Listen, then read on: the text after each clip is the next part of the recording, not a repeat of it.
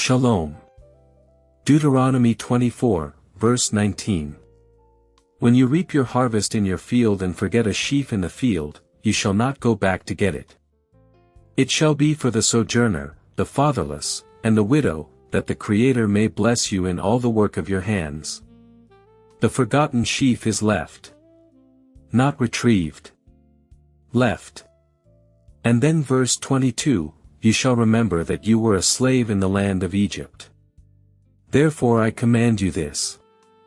Memory is the engine again. Deuteronomy 24 is a chapter of protection extended to the vulnerable, the divorced woman, the widow, the sojourner, the laborer waiting for his wages. And at every turn, the reason given is the same: you were there.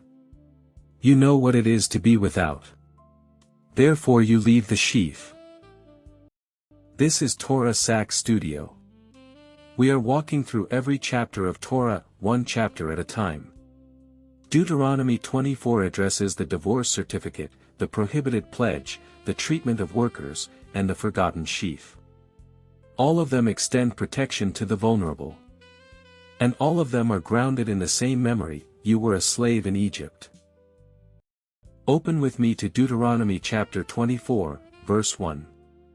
When a man takes a wife and she finds no favor in his eyes because he has found some indecency in her, he shall write her a certificate of divorce, put it in her hand, and send her out of his house. The certificate is not permission for divorce, it is protection for the woman within a context where divorce occurs. The written document makes the dissolution formal and public. It prevents ambiguity about her status. She may remarry. Then verse 6, no one shall take a mill or an upper millstone in pledge, for that would be taking a life in pledge. The millstone grinds the daily bread. Taking it as collateral takes away the means of survival.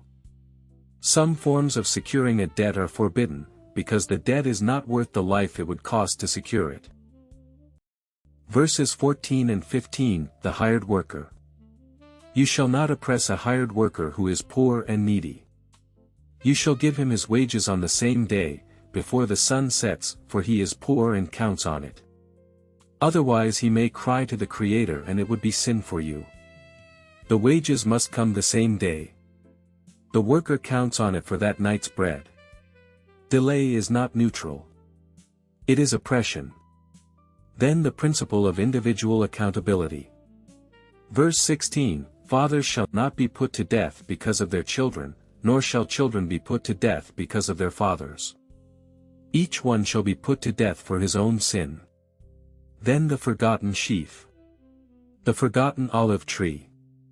The forgotten cluster of grapes. In each case, do not go back. Leave it. For the sojourner, the fatherless, the widow. You shall remember that you were a slave in Egypt. If this chapter is speaking to you, write sheaf in the comments. Deuteronomy 24 gives you three things. Protection is written into paper. The divorce certificate, the wage paid before sunset, the pledge that cannot touch the millstone, each one is a law that limits what the powerful can do to the vulnerable. Individual accountability.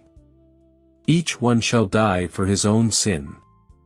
The children do not inherit the guilt of the fathers before the law.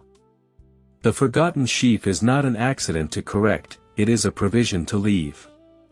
The olive branch, the cluster of grapes, do not go back.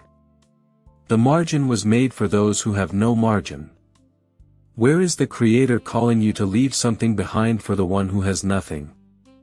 In Deuteronomy 25, Moshe addresses fair weights, the limits of punishment, and the long memory of what Amalek did.